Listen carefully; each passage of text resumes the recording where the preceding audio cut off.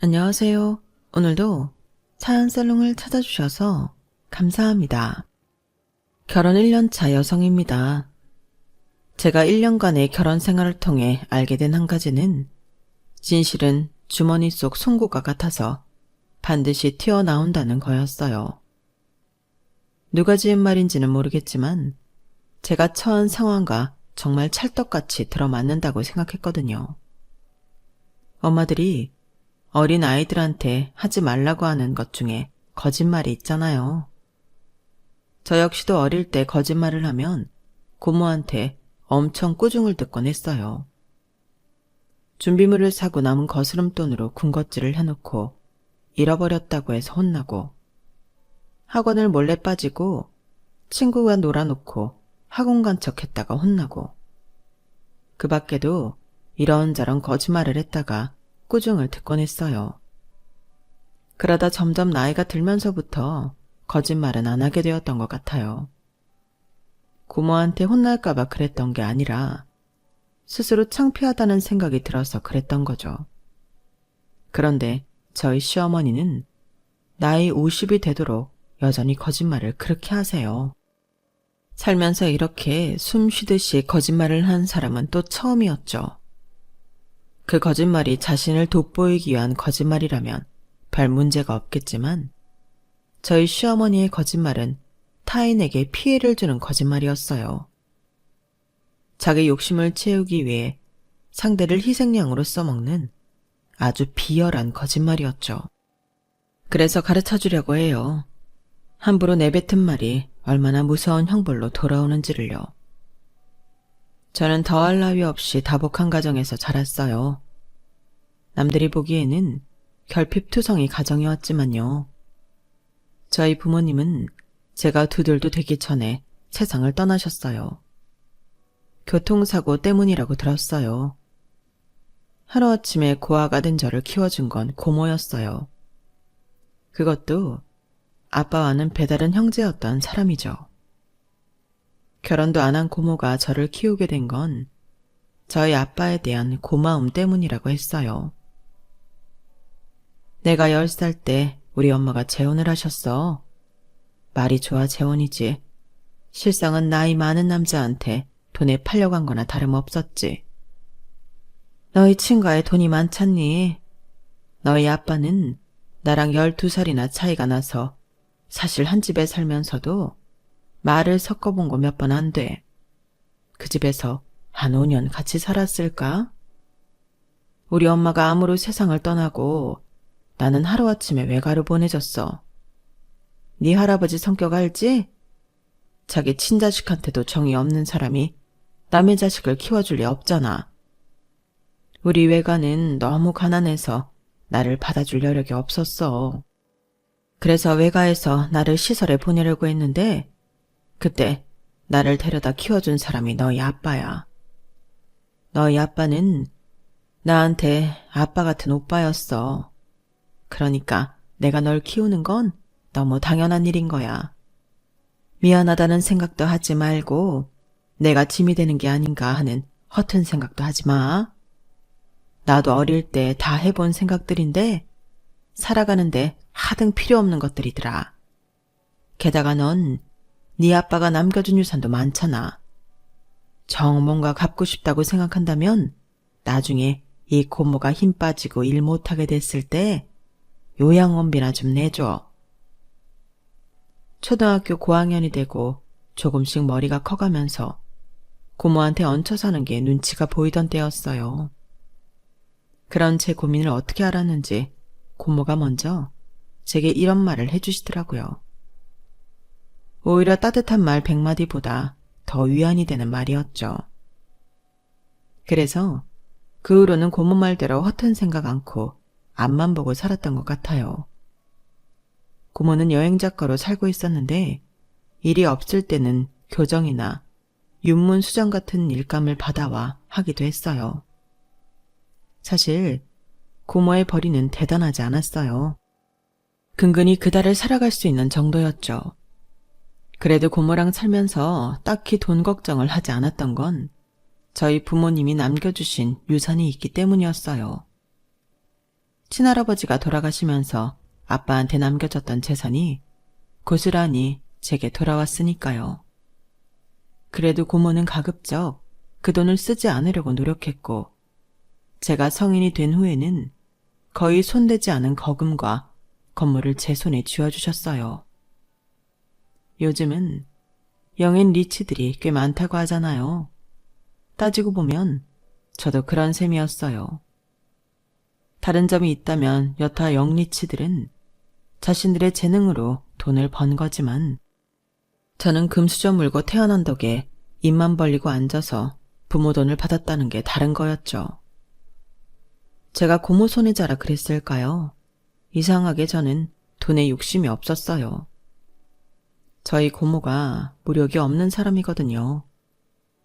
고모 직업이 여행 작가기 때문에 어릴 때부터 고모 손을 잡고 세계 곳곳을 돌아다니면서 깨우친 건 하나였어요. 사는데 필요한 건 돈이 다가 아니라는 거였죠. 고모와 함께하는 여행은 대개가 저 예산 배낭여행이었는데, 그렇다 보니 숙소도 열악한 곳이 많았어요. 끼니도 현지 사람들처럼 먹고 다녔고요.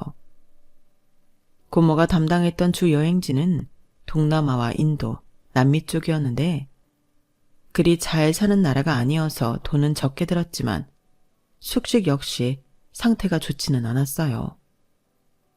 그래도 그때 멋진 풍경은 참 많이 보고 다녔던 것 같아요.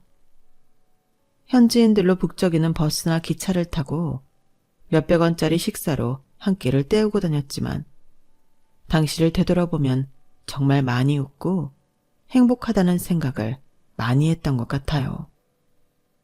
늦은 밤 차도 끊기고 무거운 배낭을 짊어진 채 길을 헤매는데, 그런 저희를 아무 대가 없이 오토바이에 태워 숙소까지 데려다준 사람들. 10시간 넘게 기차 안에서 쫄쫄 굶고 있는데, 짜파티와 커리를 나눠준 인도인 가족. 환전을 못해서 현지 돈이 다 떨어진 우리한테 밥과 물을 내어준 식당 사장님까지. 크고 작은 도움을 받으며 감사함도 많이 느꼈던 것 같아요. 그럴 때마다 고모는 자신이 가지고 있는 것 중 꽤 좋은 것들을 선물로 주고 오곤 했어요. 가격만 두고 따져본다면 분명 고모가 손해였지만, 고모는 그런 걸 따지는 사람이 아니었어요. 야, 오늘 이 한 끼를 못 먹었으면 너랑 나랑 길바닥에서 쓰러져서 죽었을지도 몰라. 생명의 은인한테 시계 하나 준 게 뭐 대수라고 그래? 시계야 또 사면 되지. 안 그래? 이런 성격의 고모 밑에서 20년 넘게 살다 보니 저도 고모를 닮아갔고, 그래서 성인이 되고 아빠의 유산을 물려받게 되었을 때 기쁨보다는 부담감이 더 컸어요. 지금까지 고모랑 돈 없이도 행복하게 잘 살았는데, 이 돈 때문에 그 행복이 깨지지 않을까 하고 말이죠. 그래서 고모와 상의 끝에 건물과 그 밖의 부동산을 고모와 공동명의로 바꾸었어요. 다만 현금은 대학 등록금이며 어학연수를 다녀오는데 알차게 사용했고요. 이 돈으로 고모와 풍족한 여행을 떠나보기도 했지만, 오랜 시간 배낭여행이 몸에 밴 터라 호텔비로 하룻밤에 수십만 원을 내는 건 도저히 못하겠더라고요.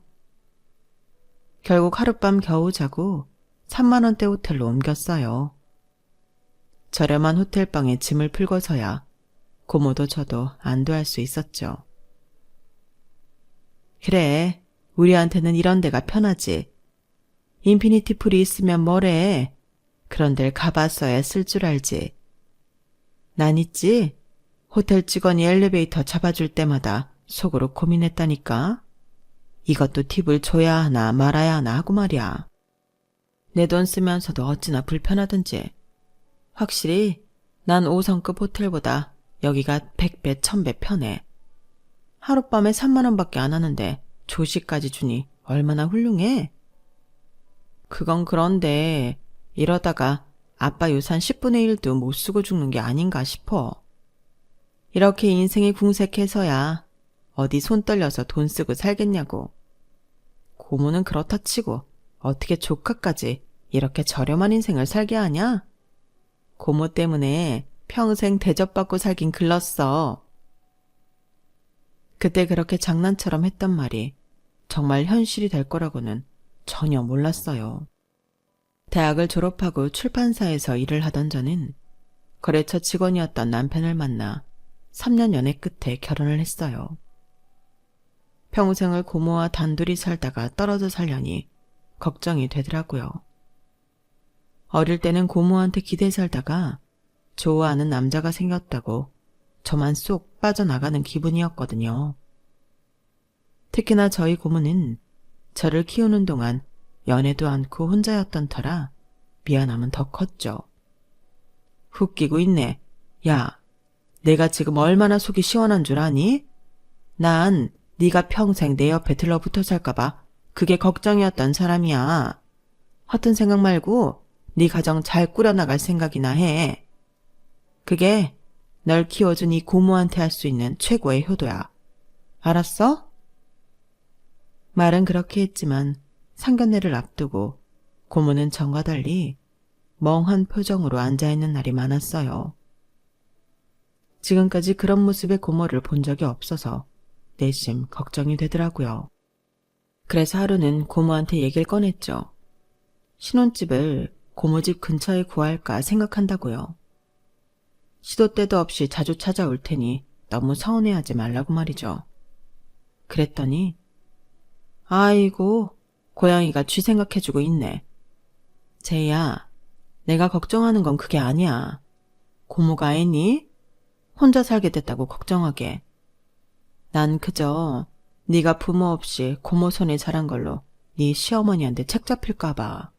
그게 걱정인 거야. 며칠 뒤면 상견례인데 그날 무슨 말이 나올까 걱정도 되고, 부모 없이 자랐다고 네 시어머니가 너 구박할지도 모른다 생각하면 자가다가도 피가 거꾸로 솟는 것 같거든. 고모, 요즘에 그런 걸로 며느리 괴롭히는 사람이 어딨어. 그건 다 드라마에서나 나오는 일이야. 난 또 뭐라고. 그리고 영민 씨 어머니 그런 사람 아니야. 전에 인사드리러 갔을 때 보니까 성격이 쿨하시더라고. 부모 없이 자랐다고 무시당할 일 없으니까 걱정 마. 그렇다면 다행이고. 고모의 걱정과 달리 상견례장에 나온 시어머니는 연신 고모 칭찬을 하셨어요. 세상에 어쩜 이렇게 조카를 잘 키워내셨어요? 제이는 어디 하나 버릴 게 없을 정도로 애가 정말 진국이에요. 능력도 있고 착하고 게다가 성격이 얼마나 싹싹해요? 이게 다 고모가 사랑으로 키워주셔서 그런 거 아니겠어요? 난 정말이지 우리 며느리가 세계 최고라고 생각해요. 그렇게 좋게 봐주시니 감사합니다. 아무쪼록 잘 부탁드릴게요. 시어머니는 그날 입에 침이 마르도록 제 칭찬을 하셨어요. 그 모습에 내심 다행이다 싶었죠. 그런데 상견례를 마치고 돌아온 고모 표정이 이전보다 어두워 보이더라고요.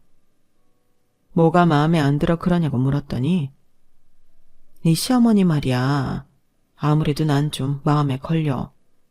널 칭찬하는 게 너무 과하다고 생각되더라고.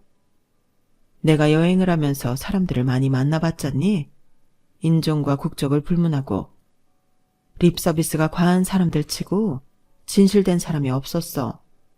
꼭 사기꾼처럼 먹잇감 앞에 놓고 속마음 감추려고 달콤한 말 내뱉는 것 같다란 말이지. 고모, 그건 좀 오바다. 아무렴 어머님이 그러시겠어? 나한테 뭘 뺏어갈 게 있다고. 이번 일은 고모 생각이 지나친 거야. 그랬으면 좋겠다만 글쎄다. 처음부터 저희 시어머니를 달갑지 않게 생각했던 고모는 결혼 후에 건물과 부동산을 제 단독 명의로 바꿔주는 걸 보류하셨어요. 그런데 나중에 보니 이게 신의 한 수였더라고요. 시어머니는 결혼 준비를 하면서도 매번 제 칭찬을 이어가셨어요. 신혼집을 고모집 근처로 구하겠다고 하는데도 반대는커녕 칭찬을 하실 정도였죠. 그래, 잘 생각했다. 아무래도 고모님이 너 결혼하고 나면 척척하실 텐데. 네가 곁에 살면서 자주 들여다 봐드려야지. 그게 키워준 분에 대한 도리가 아니겠니? 내 며느리지만 참 속도 깊구나. 저는 그런 어머님 말씀을 곧이곧대로 받아들였고 대신 제 뜻에 따라 고모집 근처에 집을 얻는 대신 돈은 제가 대기로 했어요. 그러자 어머님은 펄쩍 뛰시며 그건 아니라고 하시더군요.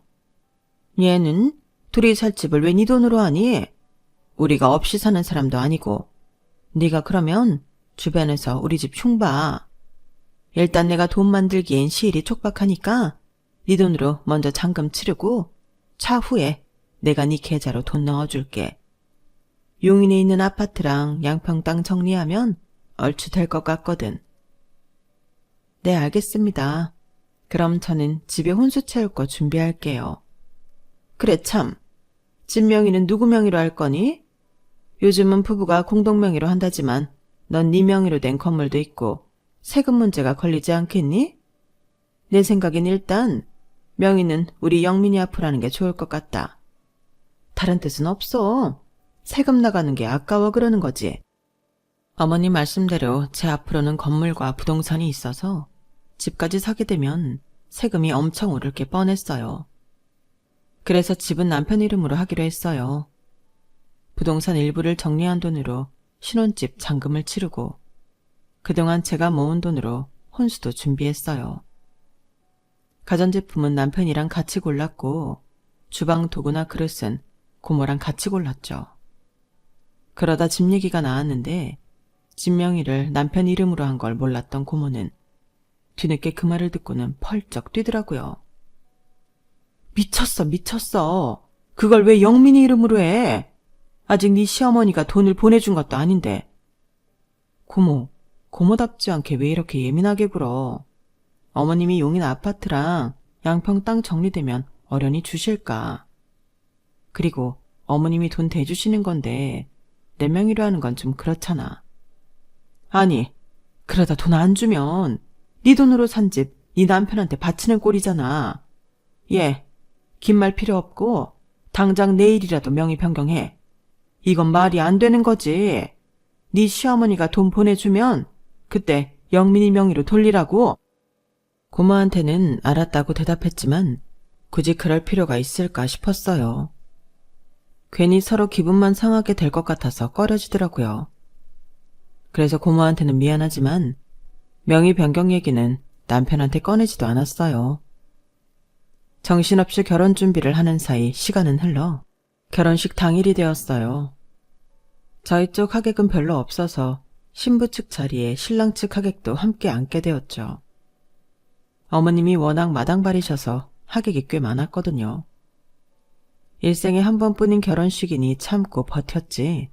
그게 아니라면 정말 중간에 다 팽개치고 도망치고 싶을 정도로 피곤하고 힘들었어요.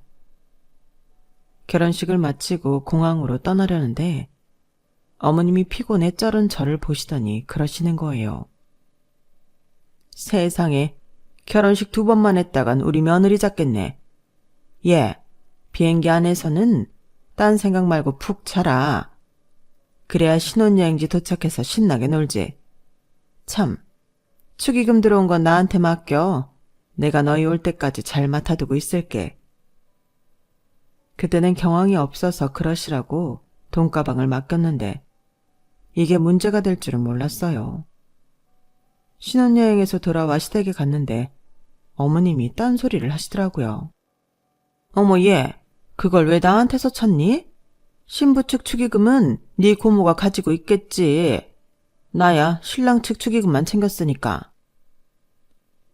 어머님, 그날 저희 공항으로 떠날 때 분명히 어머님께 제 가방 드렸잖아요. 어머님이 맡아주시겠다고 하셔서요. 세상에, 너 지금 날 도둑놈 취급하는 거니? 아니, 내가 뭐가 부족해서 몇 푼 안 되는 네 축의금을 가로채니? 살다 내가 이런 누명은 또 처음 써본다? 예, 네 눈에는 내가 그렇게 만만해 보이니? 예쁘다 했더니 아주 시어머니 머리 위에 오르려고 그러네? 어머님은 대려 펄쩍 뛰면서 저를 이상한 며느리로 몰아가셨어요. 억울한 건 전데 말이죠.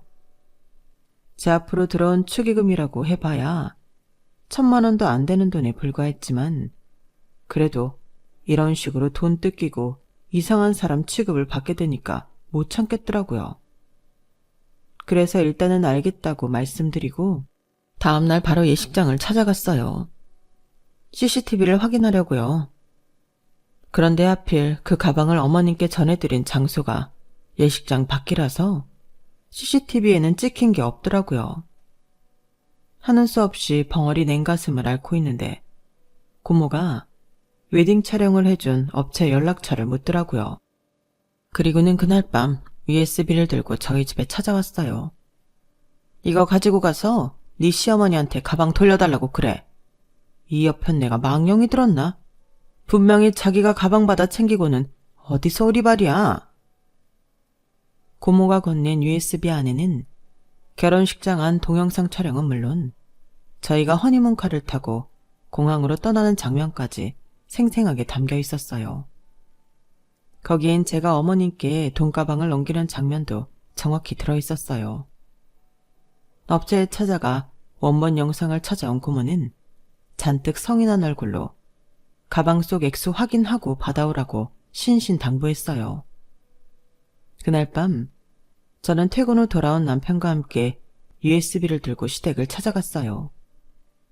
동영상을 보자 그제야 시어머니는 전혀 모르는 사실이라는 듯 연기를 하시더라고요. 어머, 내가 정신이 없어서 받아놓고 깜빡했나 보다. 일단 기다려봐. 내가 방에 들어가서 가방이 있는지 찾아볼게. 그렇게 안방으로 들어간 어머님은 한참이 지나서야 나오셨어요. 그리고는 늦었으니 얼른 가보라며 떠밀듯 저희를 내보내려 하시더라고요. 그때 고모가 했던 말이 번뜩 떠올랐어요. 그 자리에서 돈 액수 확인하고 오라던 말이요. 그래서 일단 바닥에 주저앉아 가방부터 열었죠.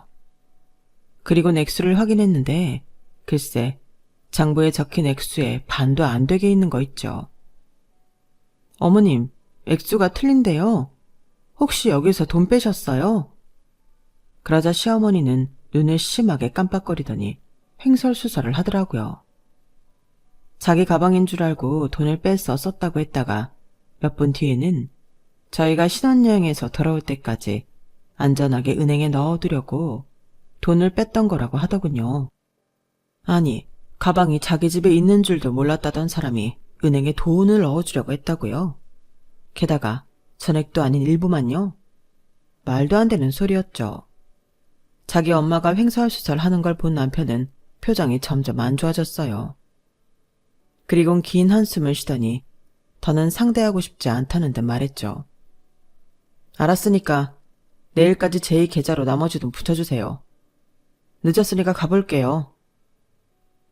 남편은 제 팔을 잡고는 밖으로 나왔어요. 제가 따지려고 입을 때렸는데 먼저 말을 하더라고요.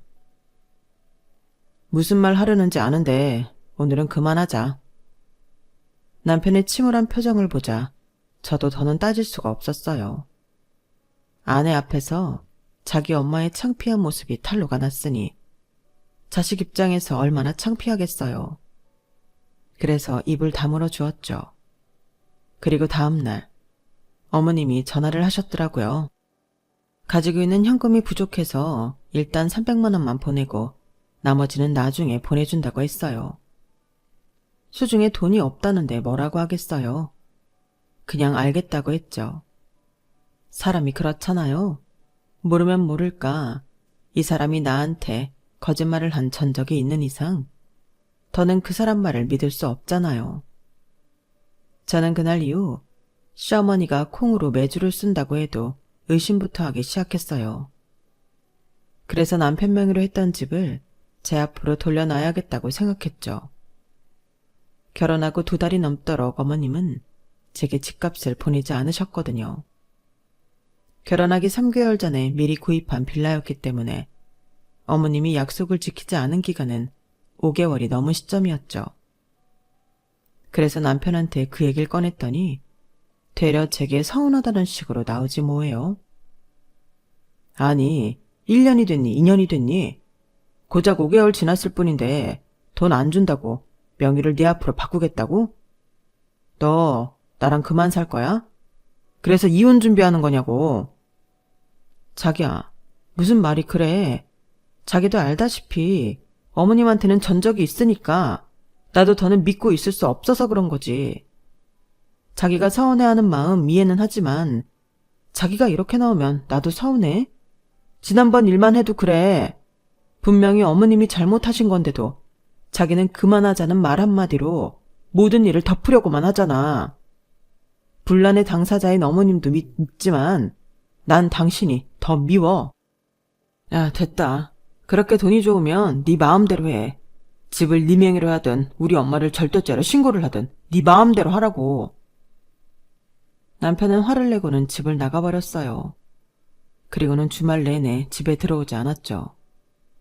월요일 아침 일찍 집에 돌아와 옷만 갈아입고 회사로 출근을 했어요.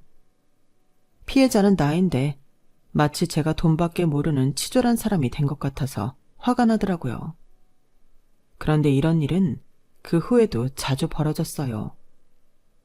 매번 어머님은 거짓말을 하고 저는 그 거짓말 때문에 때로는 수전노 취급을 받았고 때로는 집안의 분란을 일으키는 빌런이 되었어요. 그때마다 남편은 사건의 진상을 파악하려 하기보다는 덮는 데 급급했고요. 사람이 억울해서 죽을 수 있다는 말을 그때 실감하게 되었어요. 매번 어머님의 크고 작은 거짓말 때문에 일이 터질 때마다 저는 가슴에 커다란 돌덩이를 하나씩 떠안는 기분이었거든요. 그러다 언제부턴가는 어머님 목소리만 들어도 가슴이 꽉 막히는 게 숨이 막혀 죽을 것만 같더라고요. 먹는 족족 소화가 안 돼서 소화제를 달고 살고 잠도 이룰 수 없어서 수면제를 처방받아 먹고 있었지만 남편은 그런 제게 관심조차 없어 보였어요. 한 입을 덮고 사는 사람이 매일 약봉지를 달고 사는데도 단 한 번도 무슨 약이냐고 묻는 적이 없었어요. 주말이면 토요일 아침부터 일부러 약속을 만들어서 밖에 나가 일요일 밤이 돼서야 집에 들어왔어요. 마치 저랑 한 공간에 있는 게 죽기보다 싫은 사람 같더라고요. 그런 상황에도 웃긴 건 뭔지 아세요? 어머님이 왜 아이 소식이 없냐고 저한테 닥달하셨다는 거예요. 결혼하고 3개월도 안 돼서부터 부부관계는 일절 없었는데 무슨 수로 애를 만들어요? 그리고 그렇게 된 원인이 다 당신 때문인데도 전혀 미안한 기색도 없었어요. 예, 내가 잘 아는 한의원이 있는데 거기 한번 가보겠니? 나 아는 사람 딸도 애가 안 들어서서 그렇게 고생하다가 거기 한약 지어 먹고 바로 애가 졌잖니.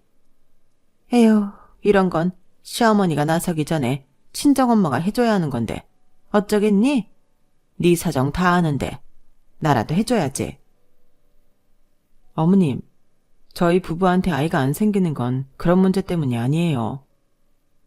아니, 그럼 무슨 문제라도 있는 거니? 너 혹시 애 못 갖는 거야? 몸에 이상이라도 있냐고. 너한테 문제 있는 거 아니면 다른 이유가 있을 게 없잖아. 어머님은 왜 저한테 문제가 있을 거라고 단언하세요? 어머님 아들한테 이상이 있을 수도 있잖아요. 예, 그런 소리 말아라. 내가 우리 아들을 얼마나 애지중지 키웠는데 그러니? 걔는 어릴 때부터 감기 한 번 안 걸리고 자란 애야. 엄마가 끼고 키운 자식이랑 아닌 자식이랑 같니? 어머님은 이런 식으로 은근히 제가 부모 없는 자식이라는 걸 확인시켜 주셨어요. 그러한 사소한 말 한마디 한마디가 부모 없는 제게 얼마나 큰 상처가 되는지 생각도 않으시고요. 그럴 때마다 저도 모르게 고모를 찾아가게 됐어요. 고모 품에서 자라면서 저는 단 한 번도 외롭다는 생각을 해본 적이 없었는데 고모를 떠나 결혼을 한 순간부터는 매일매일 외롭고 허기지더라고요. 퇴근 후 터덜터덜 고모 집에 찾아가면 고모는 왜 왔냐? 무슨 일 있었냐? 이런 말은 일절하지 않으시고 밥상부터 차려주셨어요. 사람이 허기지면 기분부터 다운되는 법이야. 다 먹고 살자고 하는 일인데 잘 먹어야지. 찌개 다 끓었으니까 손 씻고 숟가락 놔. 그렇게 고모랑 식탁에 앉아 머리를 맞대고 밥을 먹고 나면 그래도 그 순간은 좀 살 것 같았어요. 고모 품을 떠난 독립을 하고도 여전히 고모한테 찾아와 투정을 부리는 아이처럼 보일까봐 가급적이면 저희 집안일은 고모한테 전하지 않는 편이었는데 그날은 도저히 안 되겠더라고요. 밥숟가락을 뜨는데 저도 모르게 굵은 눈물방울이 밥숟가락 위로 뚝 떨어졌어요. 그리고는 손쓸 겨를도 없이 눈물이 줄기차게 흘러내렸죠.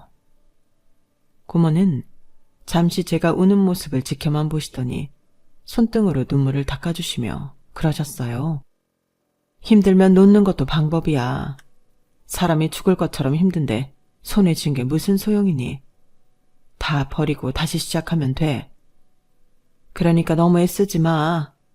한번 실패했다고 네 인생이 송두리째 뽑혀나갈 일 없어. 괜찮아. 괜찮다는 그 말에 그동안 기를 쓰고 참고 있던 제 자신이 무너져 내렸어요. 그래서 그동안 있었던 일을 고모한테 털어놓고 10살짜리 아이처럼 엉엉 울어댔죠. 그날 고모를 만나 딱히 해법을 찾은 건 아니었지만 그래도 누군가한테 속마음을 털어놓고 나니 가슴을 누르고 있던 돌덩이가 조금은 가벼워진 기분이었어요. 정 안 되면 헤어지면 되지. 이혼녀 딱지 하나 붙었다고 내 인생 파토나는 건 아니다. 주문을 외우듯이 속으로 되새기며 오늘만큼은 남편이랑 결판을 내야겠다고 생각했어요. 언제까지 피하고만 살 수는 없는 거잖아요.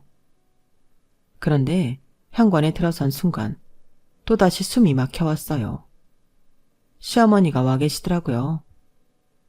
제가 오기 전까지 남편과 무슨 중요한 이야기를 했는지 모르겠지만 제가 들어서자마자 TV를 끄듯 목소리가 뚝 끊겨버렸어요. 그리고는 가식적인 미소를 보이며 제게 다가오더군요. 우리 며느리 이 시간까지 일한 거야? 세상에, 너희 회사에는 직원이 너 하나뿐이라니? 가정도 있는 여자를 밤늦게까지 일을 시키면 어떡해? 그러다 남편한테 소박이라도 당하면 어쩌라고.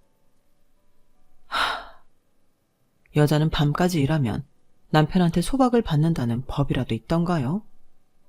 남편은 툭 하면 야근한다고 밤 늦게 오는데 그건 괜찮고 여자인 나만 안 된다니 어이가 없었어요.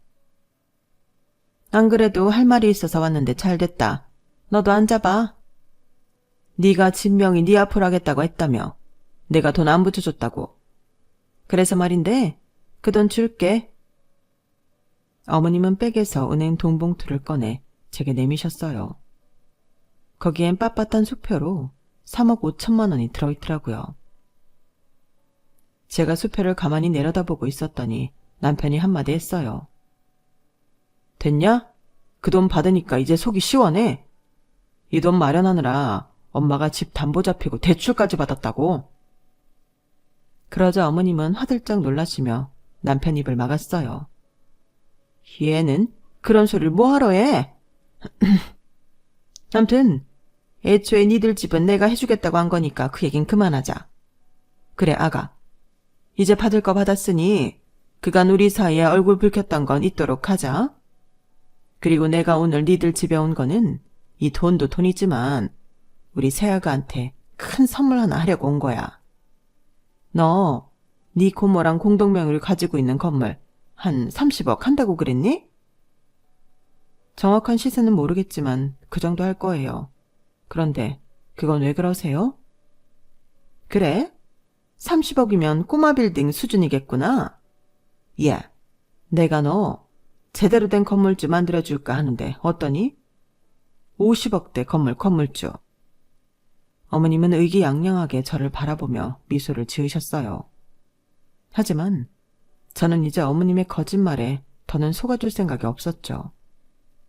1,000만 원도 안 되는 축의금 빼돌리려다 개망신당하고 자기 입으로 집 해주겠다며 보내준다던 돈 3억 5천도 몇 달 동안 깜깜 무소식이다가 이제서야 돌려주면서 50억짜리 건물주를 만들어주겠다고요?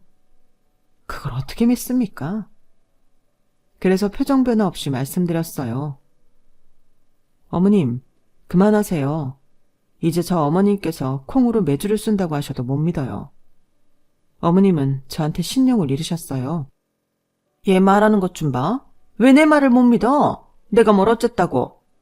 너 집값 좀 늦게 줬다고 시험이 나를 무시하는 거니? 아니, 내가 네 돈을 떼먹기로 했어. 너한테 사기를 치기로 했어. 기껏 지 생각해서 얘기 꺼냈더니 당돌하게 받아치는 거 봐. 네가 이러니까 우리 아들이 밖으로 놔두는 거야. 네가 사람을 무시하고 냉랭하게 구는데 어떤 남자가 집에 들어오고 싶어 하겠니? 나라도 집에 오기 싫겠다. 엄마, 됐어. 그만해. 내가 그랬잖아. 이 사람은 아예 대화할 생각이 없는 사람이라고. 사람이 말을 하면 들을 생각은 않고 지나가는 개가 떠드나 보다 이런 식이라니까. 그런데 무슨 대화를 해? 그리고 괜히 이 사람 생각해서 50억짜리 건물 주겠다는 생각도 하지 마. 엄마 알기를 뭐같이 하는 며느리한테 그런 걸 뭐하러 줘? 남편은 자기가 더 성을 내며 열분을 토했어요. 그쯤 되자 어머님이 나서서 남편을 진정시키는 상황이 되었죠. 영민이 넌 좀 가만히 있어봐. 네가 이렇게 화를 내니까 니처럼 대화를 할 수가 없잖아. 예, 아가. 그간 내가 몇 번 실수한 것 때문에 네가 내 말을 못 믿는 거? 난 그거 다 이해한다. 나라도 그랬을 거야. 그런데 이번 건은 달라. 절대 너한테 손해갈 일이 아니니까 한번 들어보기나 해. 내가 부동산 쪽에 발이 넓은 건 너도 알고 있지? 니들 결혼식에도 부동산 큰손인 첨당동 박 사장님이랑 평창동 사모님 오셨었잖아. 서울 시내 부동산 좀 가진 사람들 치고 그분들 모르는 사람이 없다? 왠지 아니? 알짜배기 건들은 다 그분들 손을 거쳐서 연결되기 때문이야. 부동산 브로커 끼고 부동산 투자하는 사람들은 다들 하수야, 하수. 그 두 사람 손을 잡아야 크게 한몫 잡을 수 있는 거지. 그런데 다행히 이번에 내가 두 분이 기획하는 사업에 끼일 수 있게 됐지 뭐니? 그래서 말인데 현재 분양 중인 아파트에 10억만 투자해다오. 그것만 해주면 이번에 계획 중인 신도시 사업에 나도 숟가락 좀 얹을 수 있거든. 그러면 나 죽을 때 50억짜리 건물 네 앞으로 남겨줄게. 10억짜리 아파트 하나로 50억짜리 건물 갖는 건데 이보다 남는 장사가 어딨니? 그 아파트가 단지수도 꽤 되고 위치도 참 좋은데 건설사 네임밸류가 약해서 아직까지 미분양됐지 뭐니. 그렇다고 이게 돈이 안 되냐? 그건 절대 아니야. 한 5년만 지나봐라. 45억 뛰는 건 일도 아니야. 어때? 너도 구미가 당기지? 나 원참 살다 이렇게 허술한 사기는 또 처음이었어요. 아니, 그렇게 위치도 좋고 다 좋은데 미분양이 난리가 있어요? 우리나라처럼 아파트 잘 팔리는 나라에서요? 말도 안 되죠. 그리고 고작 10억짜리 아파트 하나 사준다고 정부에서 진행하는 신도시 사업에 참여하게 해준다고요? 하, 지나가던 개가 다 웃겠어요. 거짓말도 좀 성의껏 해보든가. 어쩜 이런 수준으로 저를 속이겠다고 그러는 건지. 그런데 더 웃긴 건 뭔지 아세요? 제 남편은 벌써부터 어머님의 이 계획을 듣고 50억짜리 건물주가 된 것처럼 들떠있더란 거예요. 그 모습을 보니 그 어머니의 그 아들이구나 싶더군요. 웃음을 참느라 혀를 깨물고 있던 저는 제 입에서 무슨 말이 나올지 오매불만 기다리고 있는 시어머니한테 한마디 해드렸어요. 어머님, 올해 연세가 50이신데 언제 돌아가실 줄 알고 그 유산을 기다려요? 차라리 제가 가진 건물 팔아서 차익 남기는 게 빠르죠. 그리고 어머님 말대로 건물 담보로 은행 대출 받으면 은행 이자는요? 요즘 은행 이자 높은 거 어머님도 아시죠? 그런데 어머님 계산엔 그런 건 빠져 있잖아요. 너무 허술해요. 그리고 고작 10억 투자한다고 신도시 사업에 참여시켜준다는 건 더더욱 말도 안 되고요. 그리고 요즘 넘쳐나는 게 신도시인데 거기에 지어진 아파트들도 죄다 미분양이잖아요.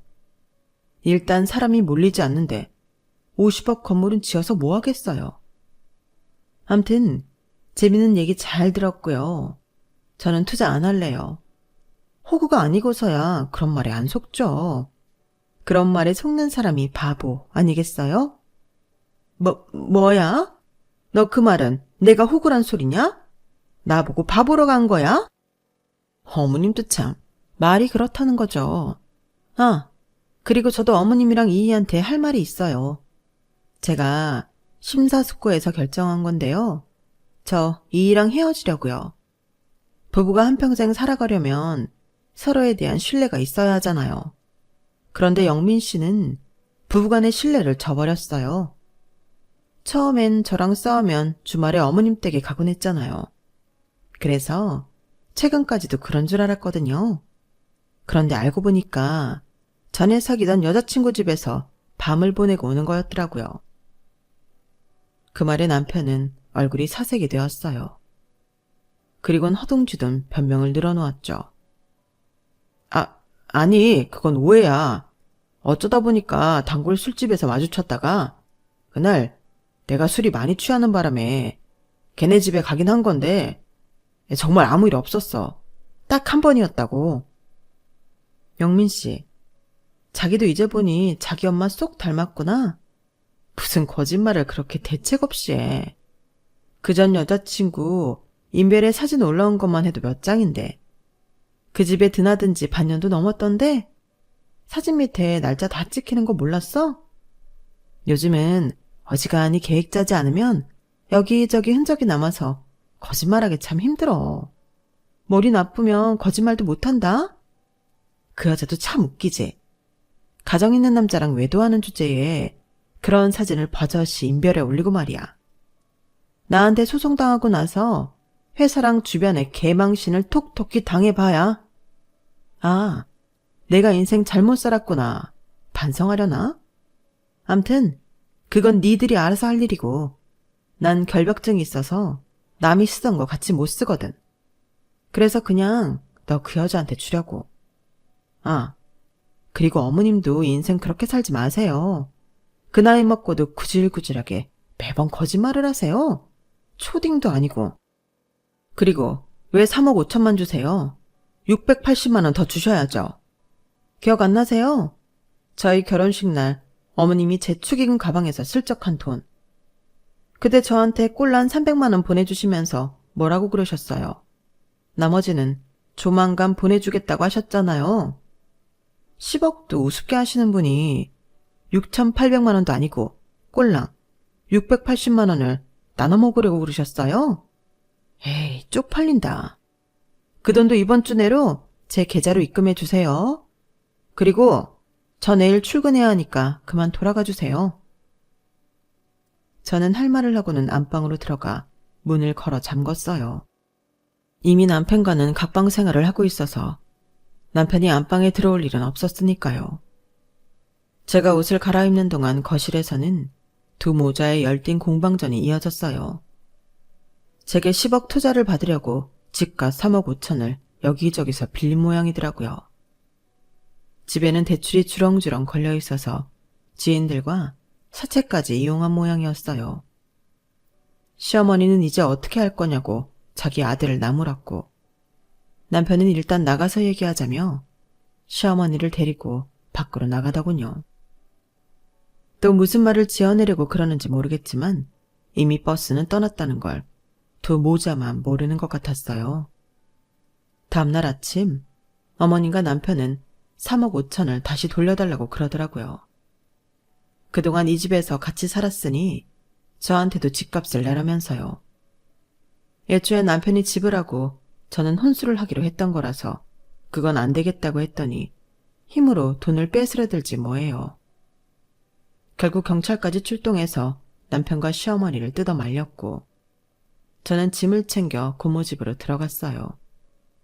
그리고는 이혼 소송이 시작되었어요. 결혼을 준비하는 것만큼이나 이혼을 하는데도 체력적으로나 정신적으로나 많이 피곤하더라고요. 그래도 결국 제가 원하는 선에서 이혼 판결을 받을 수 있어서 다행이었어요. 이혼 소송 외에도 남편의 전 여친한테서는 상간녀 위자료 청구 소송을 통해 위자료를 받을 수 있었는데 그렇게 당당하게 인별에 사진까지 올리던 패기는 어디 가고 위자료를 깎아달라고 연락을 했더라고요.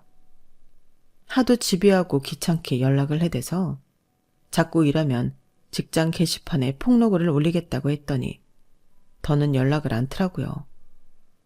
연락을 않는 건 좋은데 위자료도 보내지 않아서 결국 그 여자 회사에 급여 가처분 신청을 했고 그 일로 회사에서 남편 전 여친의 불륜 사실을 알게 되었나 봐요.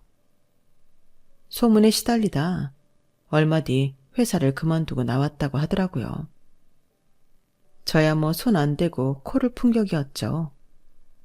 그리고 얼마 전 남편으로부터 위자료가 도착했어요. 신혼집으로 사용했던 빌라를 팔아 보냈더라고요.